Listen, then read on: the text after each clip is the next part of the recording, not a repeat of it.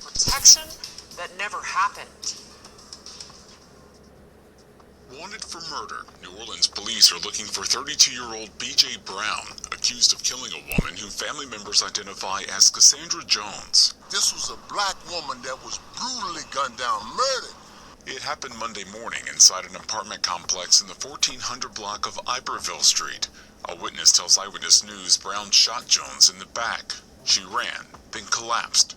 That's when video circulating online shows a man walk up to Jones with a long gun, shooting her at least 2 more times. Family members of Jones say she and Brown used to date, and according to court records, there's a history of domestic abuse. Jones filed a petition for protection back in May, accusing Brown of multiple forms of abuse: physical, mental, financial, and sexual. In a written statement, Jones wrote Brown even tried to smother her with a pillow after an argument.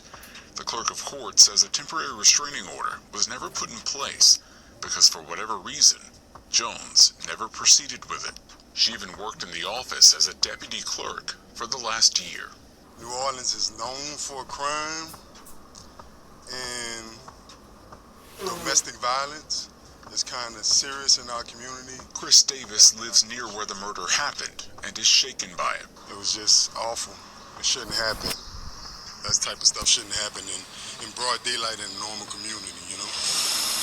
And it didn't end in that community. You know what, man, it's happening.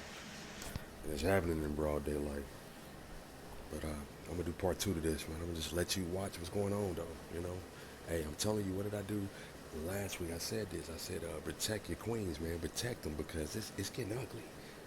You got you got people coming home. You just got knuckleheads on the street, man. It's like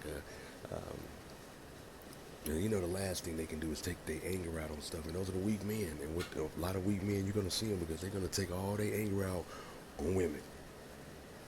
You know?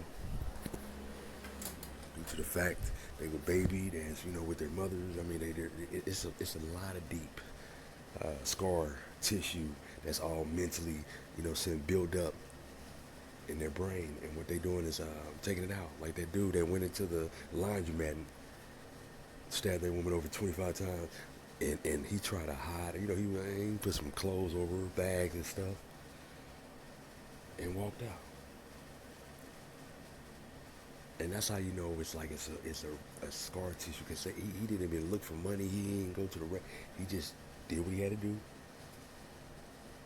and walked out, like this brother did. But he did, you know, he artillery. The other guy, he wanted to punish her, you know, stabbing her up like that, and he was just, oh man, that's a bad way to go out. Any way to go out. But I'm telling you though, man, I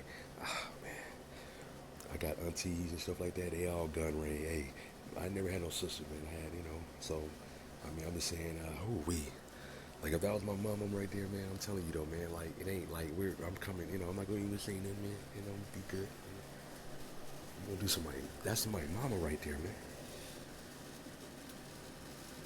Regardless of the fact, man, that's somebody's child, man. Innocent victim, broad daylight, because you know, felt some type of way.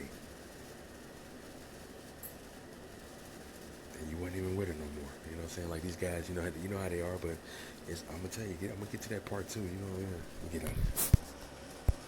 Brown is also linked to shooting an officer Monday night while on the run, 530 miles away near Erin, Tennessee, west of Nashville. That's where an emotional police chief, Mark Moore, says an officer tried to make a traffic stop only to be shot by Brown before he ran away. Make no mistake whatsoever. This was an ambush on an officer. Moore says that officer is expected to survive. This type of crime in New Orleans has activist Amir Baraka worried about the future of the city. When a young man can walk with a machine gun, shoot a woman, and just walk around the apartment building, then come back and finish it off, that's bold. That's bold. He don't give a damn. A bold move caught on video, now etched in the minds of the community. Mike McDaniel, Eyewitness News. Brown has a lengthy criminal history spanning more than a decade.